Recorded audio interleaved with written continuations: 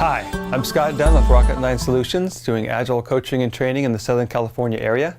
Today I want to talk to you about getting management support for Scrum. Now, in our Certified Scrum Master and Certified Product Owner and even the Scaled Agile classes that we do, we get lots of questions about how do we get management to support these ideas and implementing all this. In the class it sounds great, looks good, lots of great results, so how do we get management to buy in? Because it's not just the people on the Scrum teams or the Scrum Masters, it's the business owners, it's the product owners and the folks in the PMO and other groups who all need to buy into this as well because it's going to impact them. And it's a valid point. So a couple of ways we might recommend you look at change is, number one, what's in it for me? Or for management to be able to ask that question, what's in it for them? That you'd be able to approach them saying, I know this addresses some kind of a need or concern for you. Rather than simply go and saying, this is the right thing to do, it's going to disrupt things, and they're trying to weigh out the feedback they might get from their people and whether they're happy or not happy with how things are going, and the wins that they're going to get there. So present it as a cell of, here's all the wins you might get. Now, within that context, think about the people that you have to talk to and what their personalities are like.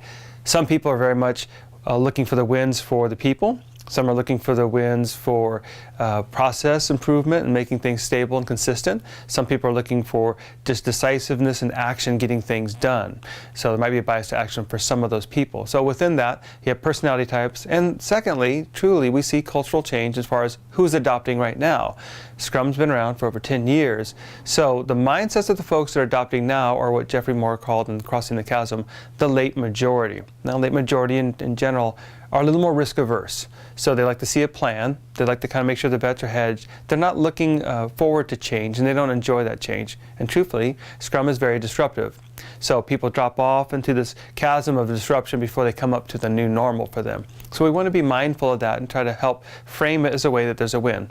Within that, perhaps suggest a small team or pilot group that's somewhat isolated, not a mission critical effort, a small, medium-sized project that's still visible, and maybe kick off Scrum with them. Nothing beats success within this organization for the rest of the group to say, hey, if that can work there, let's do that. Without that, you could always look at other case studies of companies that have been successful and point them to look at those. The facts are helpful, numbers are helpful, but we're not necessarily purely logical creatures or moist robots, as some would say. I want to hear stories of how others have succeeded, even better if it's in our industry or this type of a group. Being mindful that companies who have been around for a long time, are very large and very distributed, have a harder time with change as well. So if you can find companies that match that, that would be good. We've had 10 years of experience so far with Scrum, so there should be lots of case studies to find out there, either on the web or going to conferences. There is a situation of a large company in San Diego, Mitchell, whose whole Agile initiative really kicked off and caught steam when some people came in, they'd gone to a conference, some of the leadership, and heard the stories from another company that was also very large and very old, how they'd had some wins for that. So nothing beats hearing real stories from people. So if you can, encourage some of the leadership to go to the conferences, the local user groups, and get out there and hear some of this. Or as a chief educator for Scrum, you're bringing some of those stories back because you're the one going out there and finding these things out. So try to spin that up. In addition, consider that lots of people, they want to know what they need to do and that they really can win at doing this. So we want to help support them in understanding that's the way they can do.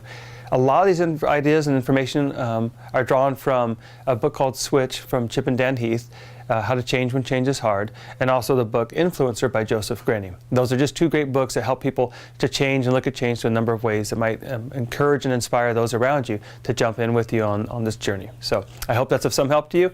Good luck on your way. We'll talk to you soon. Thank you.